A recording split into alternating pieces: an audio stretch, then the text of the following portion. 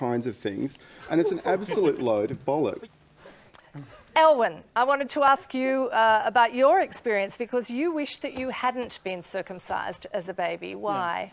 Yeah. I can relate to what Carl said. However, I had a choice made for me that there's not much I can do to undo. When I realised that I was circumcised and I saw an intact penis, then I was quite shocked. So when did it reach a point where you became really concerned about it? Oh, probably in my teen years. Okay, and was this because of any health problems? Or was it purely aesthetic? What was the main reason? No, I just became sexually active or sexually interested, and I became incensed that there were parts of me that were part of my sexual anatomy that I didn't have. And we've heard people tonight talk about the responsibility that parents have to make decisions on behalf of their children. They have to decide what school to send them to and what sort of values to instill. But there are all sorts of decisions that parents don't need to make. And this is a decision that parents can make, but there's no need for them to make it. I would very much like to have been able to reach maturity and decide what to do with my own sexual anatomy. See, I find this very interesting. Desley, you're the mum here in this story. How do you feel when you hear that? Well, sometimes I feel guilty. We had Elwyn circumcised when he was 2 weeks of age, and the doctor said that he had a tightening of the foreskin that was not, that needed to be circumcised. So you were given a medical reason to do it? Yeah, we were. But it was part of a family tradition also that males were circumcised, so we didn't feel guilt then. The thing that I think is that we're talking about a lot of medical issues and cultural issues, but education, I think, is the most important factor here. I had very little education. It wasn't something that was discussed all the time back then.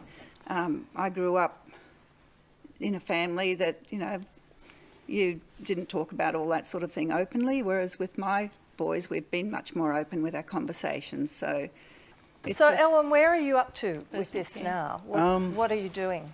Well, I have looked at the option of restoring, and that's, when I first considered that, I thought that was radical and ridiculous.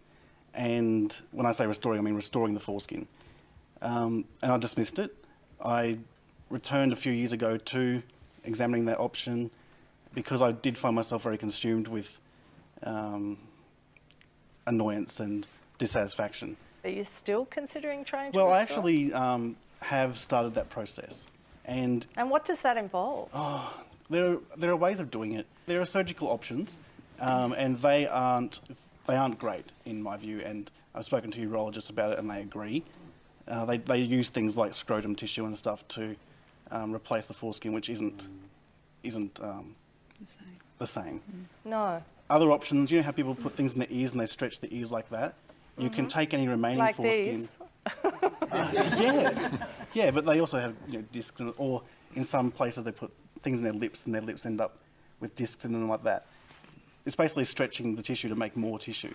And so what you can do is take any remaining tissue and use some long-term gentle tension on that to create more. But that's an arduous process. So just to summarise where you're up to at the moment, you're going through this process of trying to restore your foreskin. I have started it. I'm not sure if I have the discipline to complete it. I'm using the stretching method. So actually using some simple, clean materials to grasp what foreskin is left, and just using a weight or an elastic strap tied to the leg or something just to apply. To stretch it? Yeah. And is it working? It is actually. How long does it take, sorry? Oh, it takes 3 2 to or 3 5 years years. if you're disciplined. How long? 3 to 5 years. Okay, cool. 3 to 5 years, Carl? I mean, George? Yeah. Yeah, There's it a takes a textbook long written time. on the subject. You need to do it in a group. You shouldn't do it by yourself.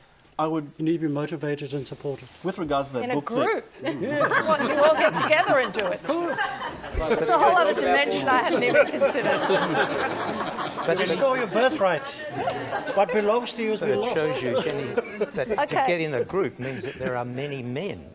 There are internet sites. There are also. This isn't just one aspect. There are a lot of men. Okay, Andrew, I noticed you shaking your head during listening to some of this. I just wonder what you make of what you're hearing at the moment about the lengths that people will go to to try to do something about it.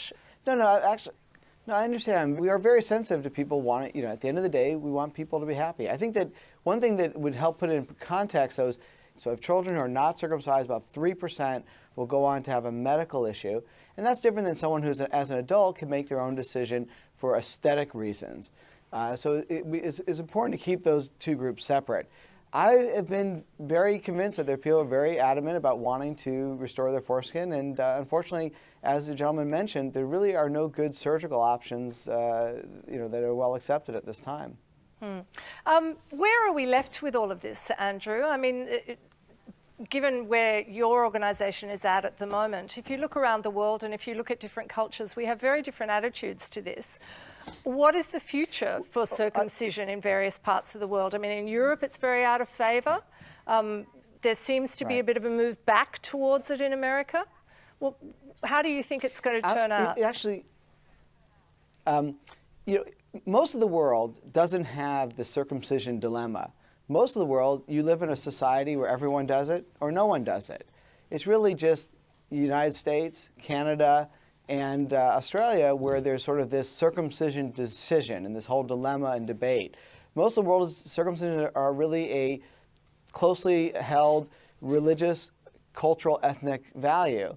And so it's really not this sort of a discussion about the health risks of circumcision or the medical indications of circumcision. I guess really where I think the debate should be held is in the culture, and rather than forcing people to all fit into one mold, have the debate in the culture and let people come to what's best for them, and that with that education, you'll see what happens over time.